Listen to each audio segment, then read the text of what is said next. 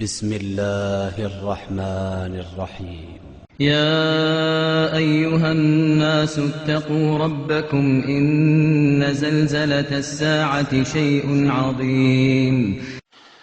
هل يجوز الأخت بتسأل بتقول لقد أفتى شيخ فاضل بأنه لا يجوز للأخت الفاضلة أو المسلمة أن تقرأ القرآن على الشيخ في التلفاز، وأنا أقول الاختلاف في مسائل الأحكام أكثر من أن ينضبط.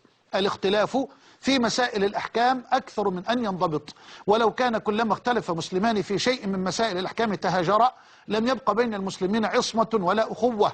فإن كان هذا الشيخ وأنا لا أعرفه قد منع أن تقرأ الأخت القرآن على الشيخ في التلفاز بدعوى الفتنة، فأنا لا أرى في قراءة أختنا الفاضلة على الشيخ في التلفاز أي صورة من صور الفتنة، لا أرى في ذلك أي صورة من صور الفتنة. فالأخت تقرأ القرآن لأن صوت المرأة ليس عورة، ولم يقل بذلك أحد من أهل العلم على الإطلاق.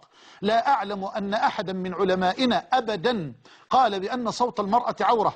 نعم، يحرم على المرأة أن تخضع بالقول، سواء كانت تتكلم أو تقرأ القرآن، وأنا لا أدري يعني كيف تخضع المرأة بالقول وهي تقرأ كتاب الله سبحانه وتعالى. ثم لقد قرأ أمهات المؤمنين القرآن، بل ولقد أفتت أم المؤمنين عائشة الرجال، وفي مسائل من أدق المسائل ومن أخص المسائل.